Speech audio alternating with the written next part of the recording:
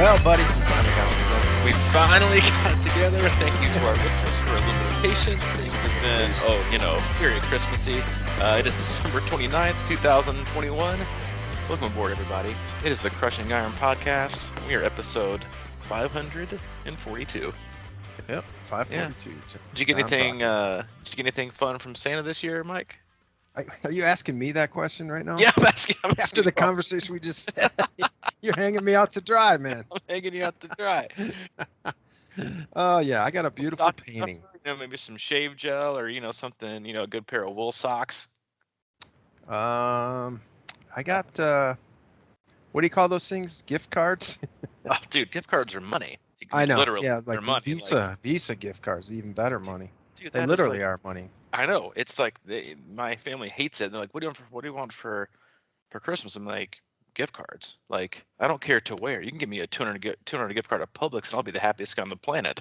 Because Yeah, I there's know. nothing better than seriously going grocery shopping with someone else's money. I mean, Yeah, it is freedom. I love it. But it is. that's pretty good. A gift card. No, I told my mom. She always gives those, and I've got about 18 of them in my wallet, and they probably all have like $3 or $8 or something And like that's that. how they So, make their money. There's like yep. And every everyone's once in got a a while, couple. Yep. I get bold and I'll go over and I'll use it. Sorry, But sir, your card has been rejected. that's the thing. That's why the gift cards are like the best business model, because I've got one sitting in my pocket right now that's probably got 20-ish on it. But when Hmm. I want to spend it, I'm like, all right, what do I have that's just under? But what I don't want to do is like go up there and they'd be like, how much do you have on your gift card? I'm like, I don't know, 20 still run. They're like, that's declined. And you got four people pound it behind. You're like, you know what? Fine, just take the Visa and just run it. And then next thing you know, you forget about it and then it's gone. They made, what, $20, $30. It's such a great business model. Yeah, I like to use them at the DMV. that's, Really pisses that's everybody also off. a great. It's also a great way. That's good. I got. What was the best thing I got for Christmas? I got a couple books. I got. Oh, Yeah, my mom got me like this like pimped out cast iron grill that's portable. So I might be making an appearance at Run Camp, but I got that. It was a very yeah, I got a bunch of dad stuff. I got one of those like neat little egg things. You like put one egg in, put in the microwave, and it like perfectly cooks it in like 45 oh, seconds. the egg sandwich thing. Yeah, that thing. I've used it twice. I'm gonna give it a 7.5 out of 10. I mean, I don't know that I don't know that it's like some miracle worker yet, but I just like making my eggs. Like I like the They're not process. that hard. Exactly. It's not like, they're gonna perfectly grill a salmon for me in the microwave in 3 minutes. Like if that was the case, I'd buy it. But this is an egg. It's not that hard. It's not that complicated. Just like our podcast shouldn't be that complicated. If it's your first time tuning in, welcome. We appreciate you giving us your time. We know you have a lot of options in the triathlon podcast universe and just podcasts in general. We know your time is valuable, so we appreciate you tuning in today. We cover it all. We cover swim, bike, and run specific podcasts. We do race recaps. We do race previews. We have on a yearly guest, it seems like. For the most part, Mike and I, as coaches, athletes, best friends, sit back, relax, have an open, honest discussion about what we're going through, what our athletes are going through. We work with a very wide range of athletes from across the globe, from beginner level athletes who are just getting into the sport and looking into their first sprint or Olympic, to elite level amateurs trying to win races and head back to Kona, and everyone in between. So through our conversations and dialogue with them, and also going into training peaks, we can use kind of the topic from the community to drive conversations, as well as our Facebook group, which you can always search Crushing Iron Group. Answer one simple question, we'll let you right in. Sometimes we'll do a Q&A in there, but there's also a lot of awesome people in there. And as the season kind of kicks back up and people get motivated, or excuse me, remotivated and recommitted here in the next week or two, once 2022 gets rocking and rolling, be a lot more conversation there. And some awesome people, great community. Never be afraid to ask a question. And again, like I said, we'll sometimes do Q&As in there. But that's it. We're not experts. We are most certainly not professionals. We are just experienced old men, basically, that have been around the block for a while, and started this podcast to kind of share our experiences, have open conversations, whether it be just about triathlon or be about life or be about a little bit of both. We just hope that we can share those experiences. You can take that and apply it to yourself, and that can allow you to lead a happy and healthy endurance sports journey. Oh, thank you for that. You're welcome. Yeah, we're welcome. I'm here in Chattanooga. We're usually in the same studio. Mike is in. Are you in Beloit right now? I am Beloit, yeah. Beloit, and I am. Overcast Beloit. It is overcast but 70 here in Chattanooga, and this weather is really wreaking havoc. And I am hoping to, fingers crossed, get through this podcast without a massive interruption from Hayden, my 5-year-old who is in the other room watching The Grinch on the iPad. Mm. So I think we can kind of cruise through. And as a parent, this is one of those. I was joking with somebody earlier. It's kind of one of those. Like we've been here at the hub for like 5 hours, and he just wants to play nonstop. Like I've been sending you pictures and videos. Like the last day or two, we've been playing football and soccer and his version of tennis. And like basically every other day, I'm like, all right, dude, like let's just no, you can't watch more TV. No, you can't watch anything on Netflix or PBS, and no, we're not doing video games. So he likes to play a lot. And today is one of those days where I'm like, dude, can't you just watch a video game? Or can't you just play Netflix? He's like, no, I want to play. So he literally just got done playing soccer for like an hour outside on the turf, outside the back of the hub, which I've never been more thankful of. Today it came in right on time, but it's all good. We're making it happen, and we're going to keep our streak alive of twice a week. So yeah, is this the second one? No, I don't think so. No, we But got we yeah, got one it's more to go. we got one more to go this week, but we'll sneak it in. I'm we'll committed. sneak it in. I'm committed. We will find a way. Yeah, it's 27 here with a 100% chance of snow in one Ooh, half hour. I would listen. I would pay money for that. Yeah, no, it's not bad at all. I'm not Yeah, complaining. I would take that. And but that does bring me to my thoughts for the day. I was going to say, if people wanted to pay money, they'd probably pay money for us to go ahead and get to our topic of the day. Exactly. Yeah, you You said know, something before. What's on your mind? well, it's been a nice week and a half, of kind of in and out of, mostly out of work, and dabbling Mostly in. out of You work. talk, Yeah, you dabbled. and yeah, I've been kind of being lazy and just kind of doing the recharge and stuff like that. But what I've been thinking about late, because I've been doing a little running the last few days and kind of getting back into it. But what kind of struck me, I was actually thinking about this on Monday, was really how many excuses there are in the world, to not do things like that. And me personally, I've been taking advantage of them in a big way. It's like, uh, you know, too much food, the holidays, like weather now, and like you're saying, the snow is kind of fun. I want to get out in it, but not enough time. I'm getting too old. Oh, don't I'm play getting that. I'm too getting too old card, man. sore. Been walking down the stairs, my ankle hurts, my knee hurt. Like little things, but not like serious things, but the little things that I think you can blow up. And I think that's sort of what I've been doing. It's you have it, when you're not sort of in your groove and you're kind of taking it easy. It's hard to lay back sometimes and just kind of let your body just hibernate or whatever, or take it Mm-hmm. easy, because you start feeling that stuff a little bit. And I think when we're in our groove, and I'm such a mental person that when I'm in my surroundings and more of a quote unquote active area of the world, we're down around the hub and we kind of have the pool, Yeah, we everything's got kind of action sit. going on. Yeah, we got Yeah, there's action. It's stuff it's going it's at on. your disposal. It is a little harder. It does definitely make it harder, I think, in this kind of weather up here, Yeah. and just the motive. But to me, it's the motivation part and getting out the door, and then not like falling back on excuses, because it really comes down to you. And when I say you, I mean me. I was about to say, Uh, are you calling me out here? Like, what? I You mean, put you me on got the to get spot your here. ass out the Yeah, door, boy. seriously.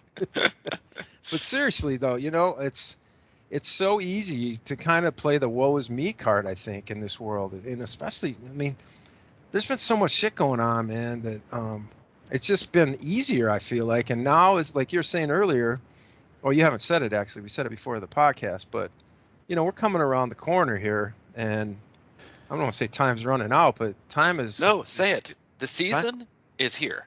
Yeah, Okay, you like know, depending on even what race, like December rules is about ready to just be shredded. No. yeah, December rules should be shredded right now. Basically, by the time you're listening to this, it's probably time. You should have already kind of mailed it in and be ready to rock and roll, and soaked it in. You should be chomping at the bit. You said a lot right there that resonated with me, and a lot of things that I mean, just like you, technically, quote unquote, taking these 2 weeks, off of work, but really it was more of a time to recharge and get ready and get primed for 2022. And I've worked plenty, but I've taken a ton of time off and been able to disconnect and listen, like these like the 2 weeks before Christmas and the 2 weeks after Christmas are very touch and go, and I think are very influential for so many people because the longer, and you said like, listen, you can make excuse to basically not do anything for the rest of your life right now. I mean, there are more excuses I think out there than reasons to do things. There are more reasons to not do things right now than there are to do things, and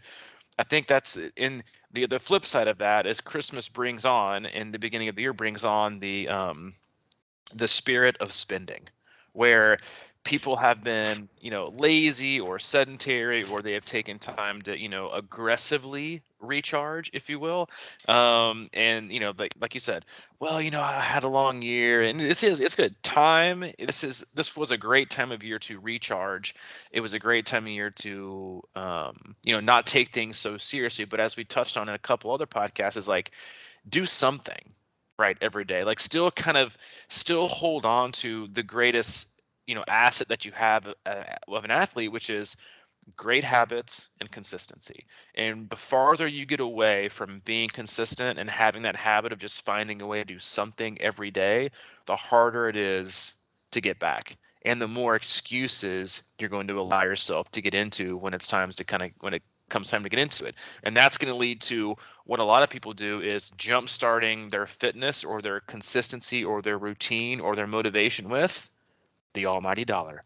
What can I buy? Right, with some of your gift Mm, cards, right, with some of your Visa gift cards. yeah. What can I buy? That's going to get me excited. Maybe I need a new watch. Maybe a new bike trainer. Maybe a new bike. Maybe I'll sign up for two more Ironman. You know what? I really know that like a late season Ironman is what's going to really be the best for me, but I need something to jumpstart things. How about Ironman Texas? They got any slots open? And we Yeah. spend money, and listen, everyone does this. Like you spend money for all kinds of reasons, and most of the time it's not because you really truly need to, it's because you want to feel like you have to get something. Going like the last 2 weeks I've been working on looking at athletes, especially who have like very early season races. Like you look at Oceanside 70.3, Puerto Rico, San Juan, you've got Ironman Texas 70.3, and then St. George, which is a beast of a course. And like I've even thought about putting like a little note into all the athletes that are doing that and being like, hey, it there's no like really unfortunately like easing into the year. The year is upon us. And I think sometimes we hear the months, you know May and April and March, and you think, oh, it's just early season, it's not that big of a deal. But if you signed up for something that is a big deal, it's a big deal. And don't look at the months and really honestly call them out by name. Call them out by weeks and days. Because if you like, oh, I've got, 3.5 months, but it's just April, May, it's still early season. You wouldn't be saying that in June if it was September, October race. You'd be ready to rock and roll. And there's a lot that has to be taken care of and addressed and focused on. And that is the part where when you choose to do an early season race, and again, like I'm a huge proponent of doing early season races for lots of reasons and lots of athletes, because when you're, especially for parents, right, if your kids are in school, it usually allows for better opportunities for training, and then you can get it out of the way before school's out, and you got to watch your kids all the time. You got vacations, you got sports, but with that becomes less margin of error. You don't really have the procrastination type feel that we always get, where like you said, finding excuses. Well, my big race isn't really till September. I don't really have to get focused until, June. So that's 6 months away. I got plenty of time. Like, hand me a few more burgers and I'll take another 2 weeks off. And then you find yourself getting more and more behind the eight ball. And it's hard. And like you said it though, it's not up to a training plan. It's not up to a coach. It's not up to a new bike or a new event or a new watch or a new trainer. It is up to you to find a way to, and the thing is that you don't have to do something extravagant, right? Like everyone starts January 1st, like, all right, I'm going to drop 20 pounds this month. Right. The goal should be just to get your butt moving, right? Just to get out the door and start making those habits, because the habits and the consistency are what lead you to being able to achieve what you want to achieve. But making excuses is just going to continue to set you further and further and further back. Hmm.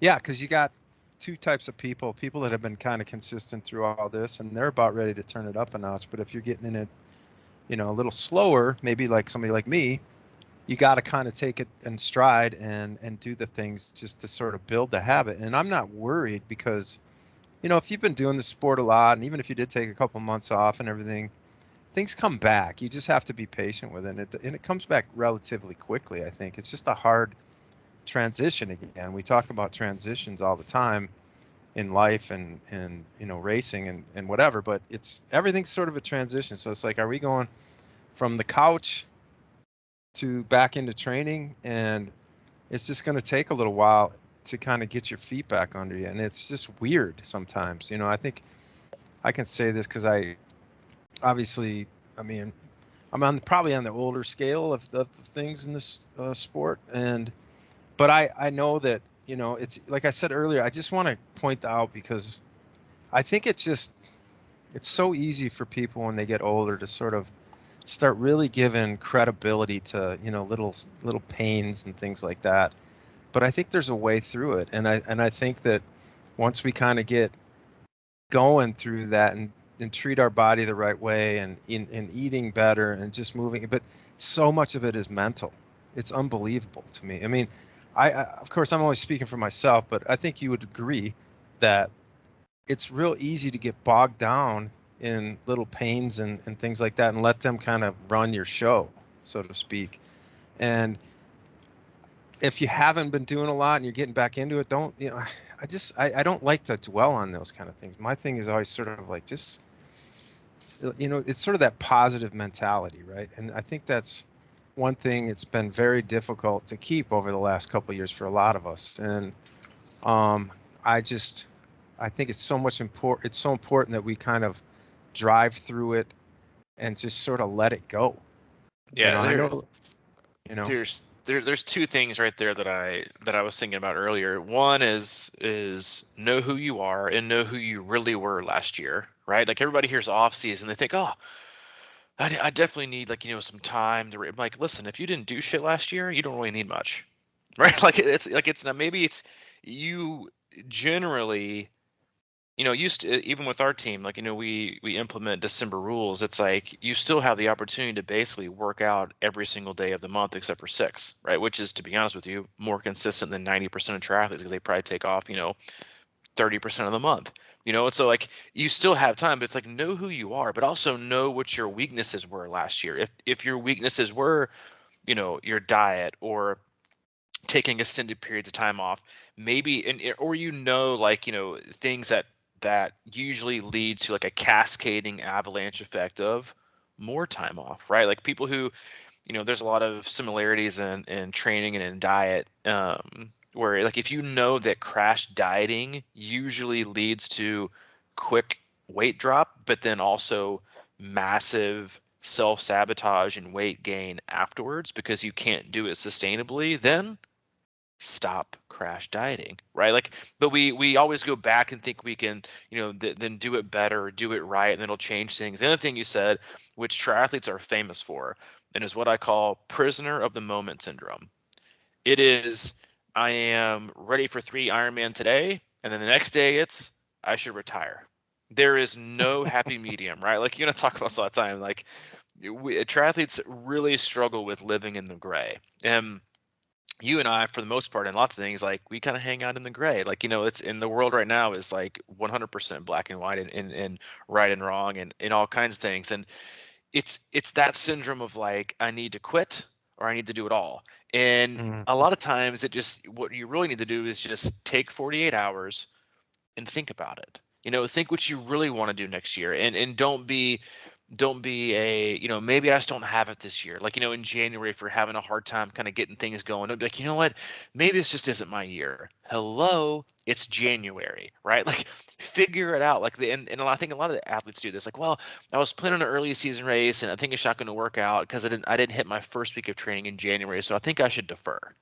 Okay, that's the other part of like the excuses topic that I kind of want to touch on is, I think that, and this is a great business model, and I think it's honestly like pretty good customer service for Ironman, for the deferral and the transfer thing they've been doing for like the last 2 years. It really kind of allows people to kind of tip dip their toe in for a minute and be Mm. training for an Ironman or be training for a 70.3 or even a marathon. And people, most race organizations have gotten really, really flexible, which I think is good and right, to defer or transfer race entries.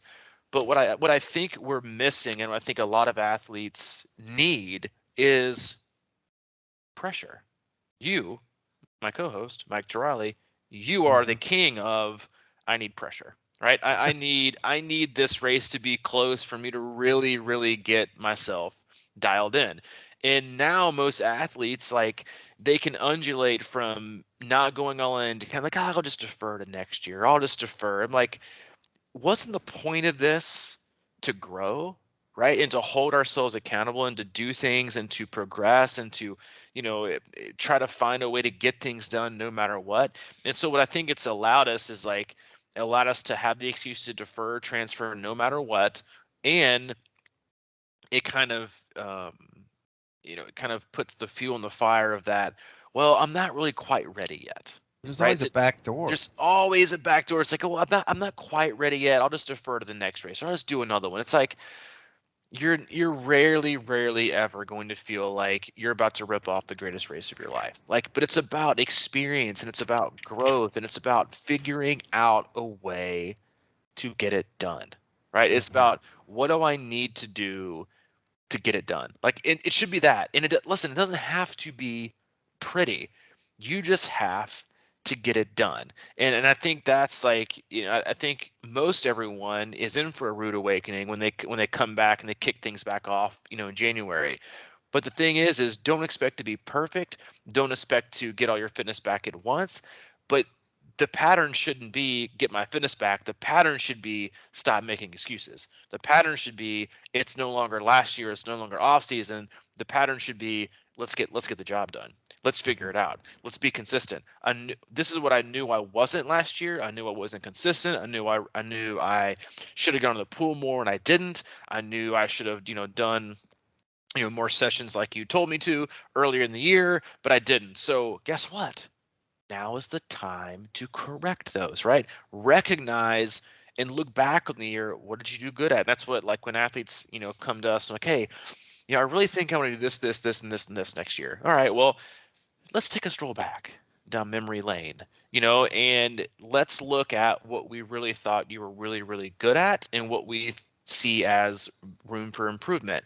And while, we always want and pretty much always say yes to what our athletes want to do, it's always very important to say, all right, well, if we look at this objectively, right, like from a sky view, if you want to accomplish A, B, and C, then the things you didn't do last year, we need to tie up those loose ends, right? If you want to, tackle these races that have a lot harder of a swim and still be able to bike and run the way you want to bike and run, then you're probably gonna want to get back in the pool before May, like we did in last year, right? That's just all these small things that I think we all have this, like, grandiose picture of how we want 2022 to go, and it feels like we've already kind of gotten kicked in the balls already with how we think things might go.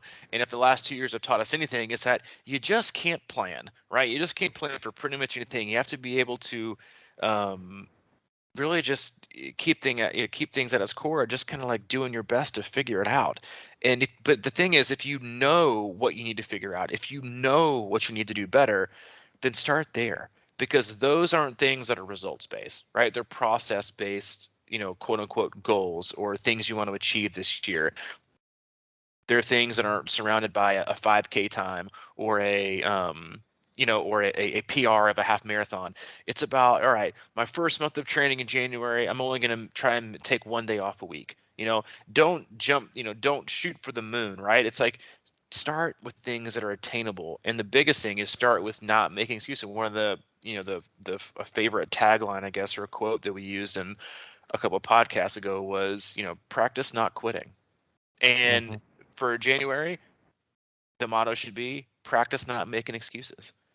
Because you said it, dude. There are so many excuses about, why you have to do things right now or why you don't have to do things right now. And they're going to be like that forever. And with all things in life, like it was Hayden even called me out twice. We were playing soccer because I was uh, waiting for a call back on my phone, and I kept checking it. And I was like, you know what? I said I'm gonna put this down. I can check it at lunch. And the next time I picked up my phone, you know what he said? What? Dad, you can check your phone at lunch. And I was like, oh gosh, like just cold ice.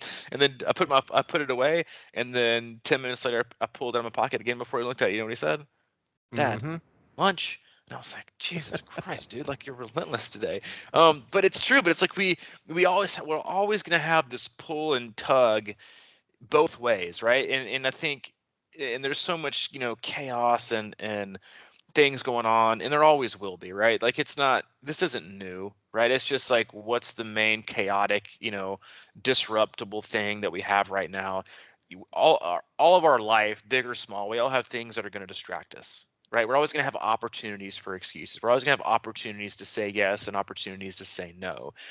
And you have to know before your year starts, what are the things I want. And maybe that's just this, as simple as that. Instead of focusing on what not, about how to not make excuses, make a list of the things that you are committed to saying yes to this year. Because so many times it's not about saying no, it's about saying yes to something else. Right? Like people think like no, I say no all the time. Like no is one of my favorite words. It is one of the most powerful two-letter words on the planet, and you can't really use it enough. Is to tell people no, no, no, no. The biggest thing though is that most of the time it's not, you're not saying, what someone hears is no, but what you're actually doing is saying yes to something else. Perfect example, me and my phone. I wasn't saying no to my phone. I was saying yes to the promise I made 10 minutes earlier to my 5-year-old, which was pay attention with you and play soccer.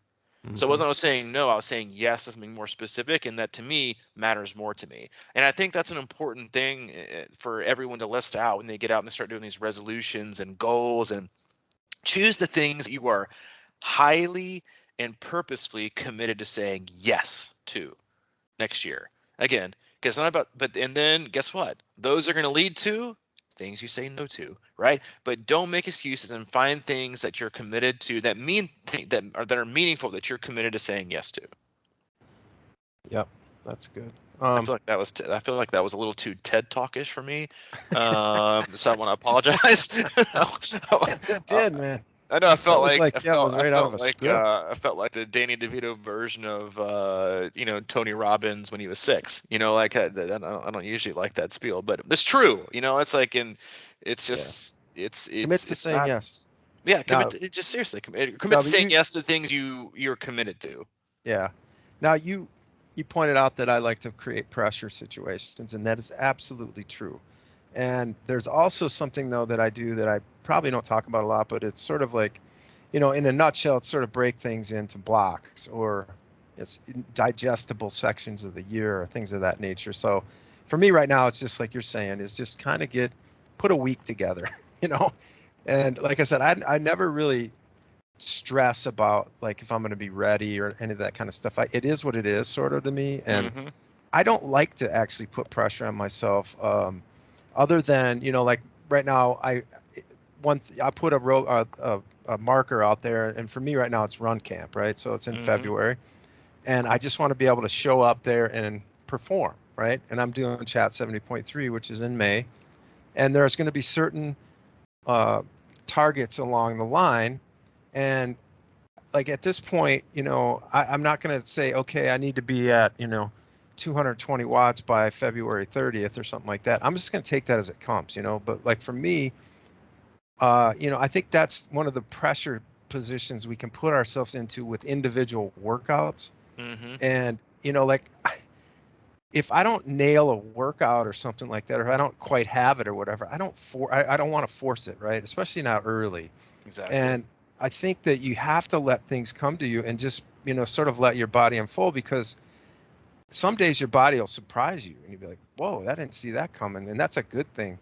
But for the most part, the 4 week block's usually 3 on, 1 off or something like that. And it's kind of a general theme of how most people train. Hmm. And that's sort of how I look at things, is week to week. So like I'll, if I'm doing an Ironman in Wisconsin or something.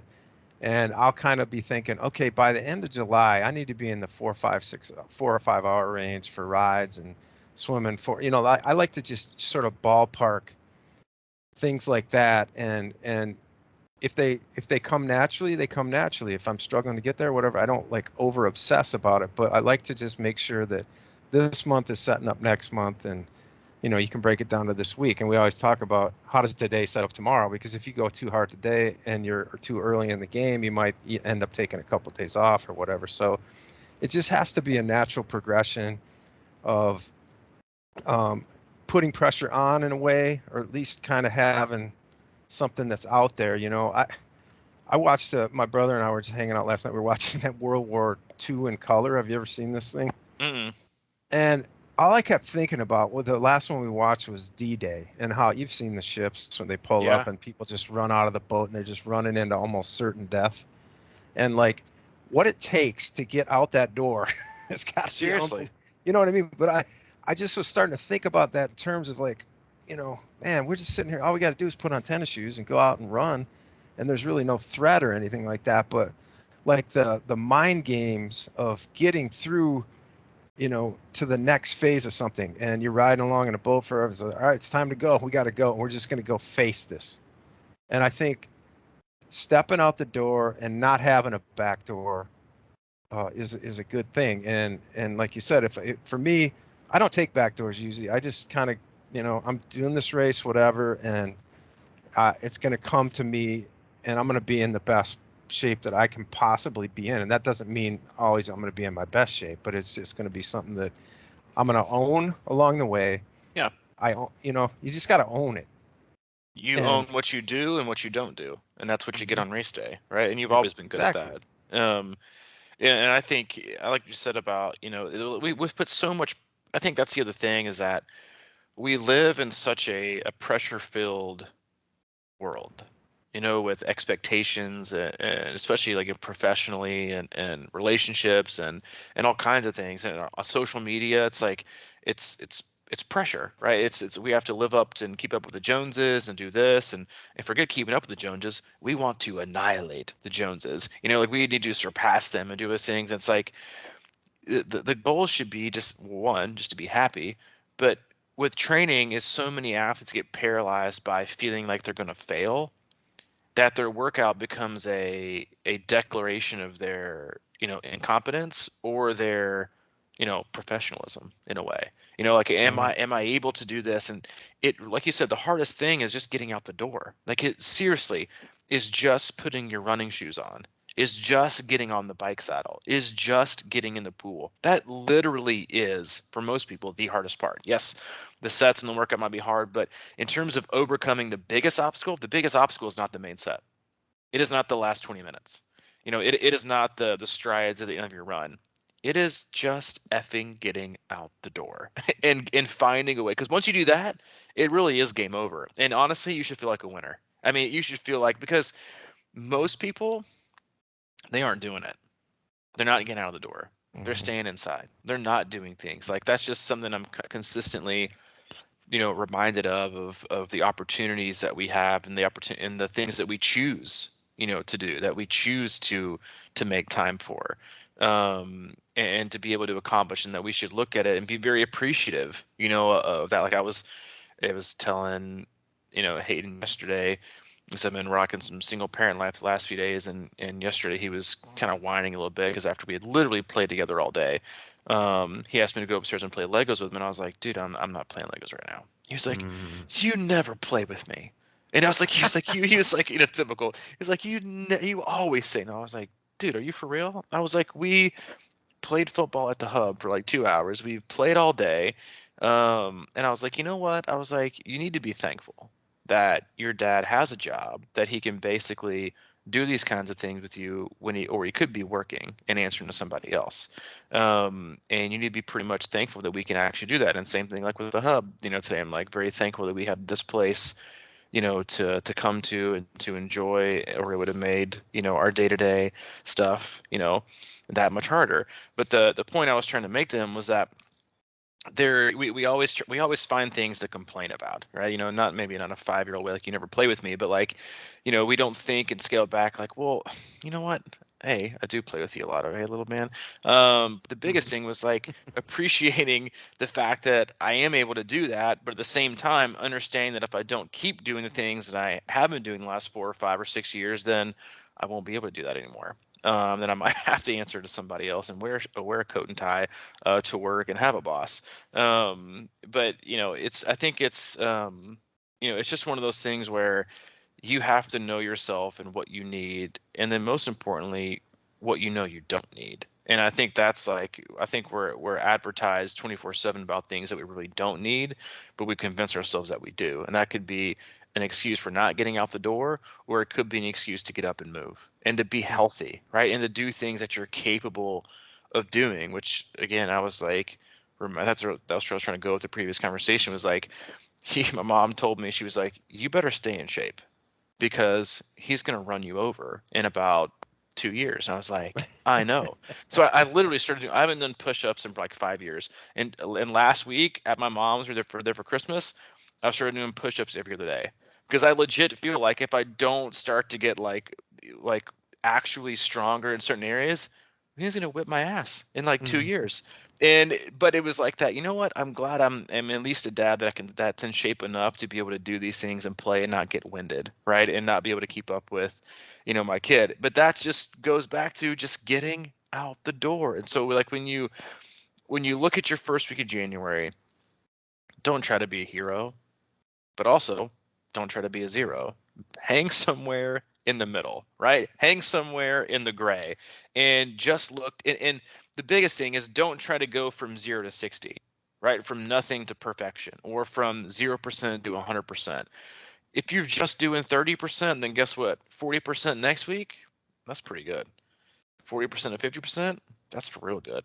Work your way up, but you can only work your way up if you get your butt out the door. And we've mentioned this statistic like, I don't know, too many times, probably 20 or 30 times since we started doing this podcast, but that 80 there's a study, it's like 83% of athletes will achieve you're 83% more likely to achieve your performance related goals if you were available to train. And availability means consistency. And consistency is only going to happen if you're healthy and happy to do it. It doesn't mean work out hard for 2 weeks and then go a month and a half without working out because you're injured, right? Be smart, Mhm. not just within a week, not just within a workout, not just within a main set, but just within a freaking interval.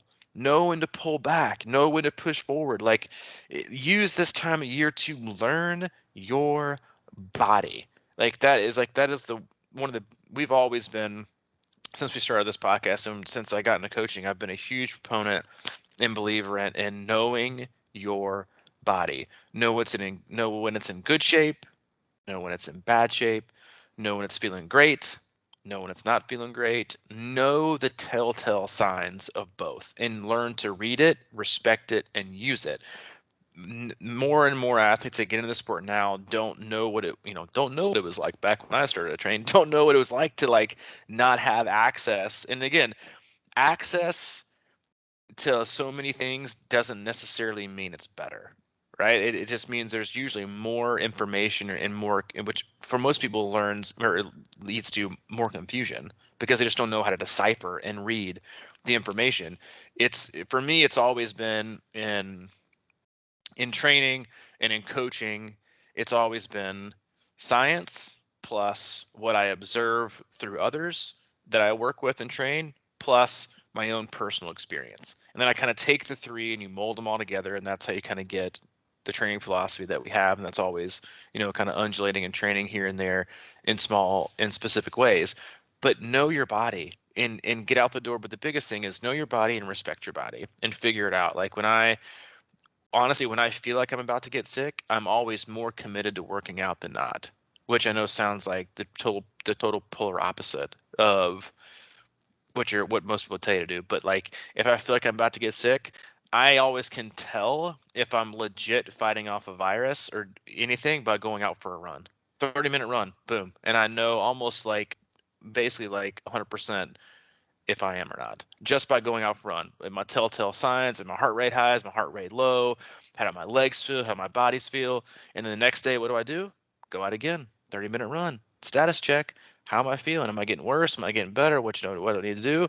Always, but you can. That's like one of those things that you can only learn that if you're listening and hearing your body and what it needs and what it's actually telling you versus what your watch is telling you, or what metric you need to hit in Training Peaks, or what watch you need to hit on your with your power meter, or what interval you need to do when swimming. Because again, so much information clouds our judgment and our ability to make good decisions about our own self. And people do that in training, and they're going to do it in January because they're not going to listen to their body. They're gonna see and picture this new version of themselves they want to be in 2022, and they're gonna remember what they were like in 2021, and that's all they're gonna think about. They're not gonna listen to the body. They're not gonna listen. Maybe, you know what? Maybe I'm run down today. Maybe I'm too sore. Today I should take a day off. Nope. They're gonna look at Training Peaks or Final Surge or whatever format they use. They're gonna say, today is a 45-minute run with intervals and a 1.5 hour swim. I'm gonna do that because I'm gonna be better this year. No, is that gonna make you better this year? Without a doubt, no. No, 100% no. What it's going to do is make you worse, right? And that's just one of those things where if you're going to start practicing that skill, practice it now in January when the pressure is not on. The pressure is probably for most people as light as it's going to be. Practice it now so you can use it as an actual skill later on in the year. Mm. Well, I have a thing. Throughout the year, obviously, sometimes there's going to be people that tweak an ankle or hammy or whatever the case may be, but they're not on the shelf. It's just kind of a nagging thing. And I always tell them my thing is this thing is called train to heal. Mm-hmm. So it's like train within yourself, but it's good to get moving, but it's like you don't want to push it, right? But you want to kind of keep it going and keep the blood flowing, keep the oxygen flow in there. And that's kind of how I look at least my situation right now in January. And it's not like I'm injured or any of that kind of stuff, but I'm looking at it as a sort of a train to heal myself back into shape, if that, for lack of a better word, like Mm-hmm. to nurture my body and push it, but not overdo it. And I think that's such an important piece of the puzzle. I think it goes throughout the year, like you were just saying, because it's not like a time of the year thing. It can be a day-to-day thing. I think you just really have to pay attention to your body, and I mean, that's always been my mantra, is sort of like, and that comes back to a really important point. I think is like as we get going, as you're in good shape, and certain days you might feel it, and I think those are the days that you really need to take advantage of. And like there's a lot of times in Training Peaks when and somebody has just kind of a mundane sort of zone two interval kind of up and down one zone two bike ride or whatever, and they're just kind of like low power, just like, and I'll be like, nice job on that or whatever, because they said they didn't feel it or whatever. But I think it's important to get it. Maybe you didn't feel it today, but on some of those other days that maybe you do have a tougher interval and you're like feeling it, that's when you push, right? Because if you feel really good, that's when you get faster. I think that's what happens, is like I feel like it's your time. If you feel good, stretch yourself a little bit. It's almost the opposite of what we're talking about. It's like if you don't feel good, make sure you pull the reins in a little bit and don't go too hard and screw things up for the next week. But if you feel really good, that's when you got, like, so many people talk to me, man, about like I don't really understand how to push. I'm sure you get that a lot. So like I Mm-hmm. don't understand what it Am I pu- am feels I like. am I pushing enough? Am I Yep. going hard enough? And I always tell people is like on the intervals of the bike is usually where I think you can make the most gains, and probably your run too. But that's just my philosophy. But like speed wise, I think you can really kind of move that ceiling a little bit if you're pushing that bike hard, because like we talked about, you don't get as injured as easy and you're not running sprints and getting out of your comfort zone. But I think it's a really important thing to think about is that when you feel really good and you're rested, or you've been sleeping well, eating well, and you're in a training groove, stretch yourself on the other side of that, and that's maybe isn't right now, probably isn't for most people, but I'm just wanted to throw that in there because I think that's something that we have to be able to train ourselves to push and understand what that means, and then those are where you get the gains. We build the chassis, we build the aerobic capacity and all that kind of stuff, but you also want to be able to build,